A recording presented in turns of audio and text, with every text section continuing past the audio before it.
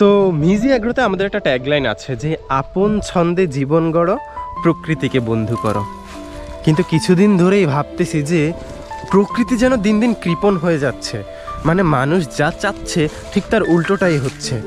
আমরা বৃষ্টি চাইলাম, বৃষ্টি হলো না, আর এখন যখন বৃষ্টি হলো কৃষকের ফসলের 12টা বাজিয়ে দিল।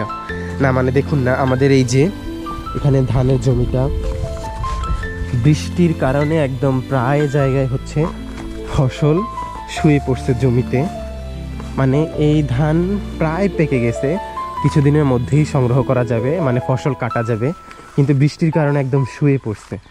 মানে বৃষ্টি আল্লাহর রহমত, হ্যাঁ আমরা আল্লাহর রহমত চাইছি, কিন্তু রহমত আল্লাহ যখন দিল ওইটা তখন আবার অভিশাপ হয়েও নেমে আসলো।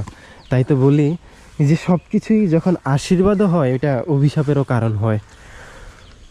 হ্যাঁ, আল্লাহ রহমত দিল, কিন্তু এটা আমাদের জন্য বিপাক হলো।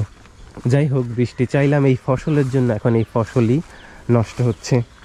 কি আর করার আছে, কিছু করার নেই, আফসোস করা ছাড়া। বলা হয় যে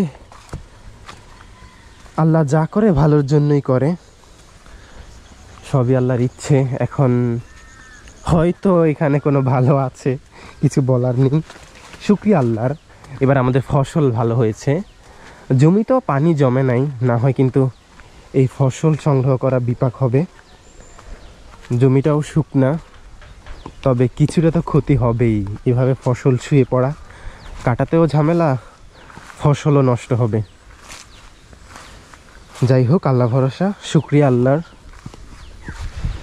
যদি আপনাদেরকে ফলন দেখাই তাহলে এবার আমাদের ধানের ফলন আলহামদুলিল্লাহ ভালো হয়েছে। ধানের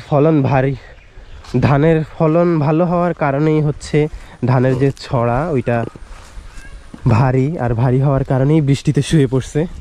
যাই হোক, আফসোস করে কি হবে, আফসোস করে কোনো লাভ নেই। এখন আল্লাহ সহায় হোক, বৃষ্টি বাদল যা হয়েছে হোক, আরও হালকা পাতলা বৃষ্টি হোক, কিন্তু ভারী বৃষ্টিপাত না হোক, ঝড় বৃষ্টি না হোক, ঠিকঠাক মতো যাতে ফসল কেটে ঘরে উঠাতে পারি ওই কামনাই করি আল্লাহর কাছে। আর কিছু বলার নেই, যা হবার তো তা হলোই। আপনারা ভালো থাকবেন, সুস্থ থাকবেন, দেখা হবে অন্য কোনো দিন অন্য কোনো ভিডিওতে। আল্লাহ হাফেজ।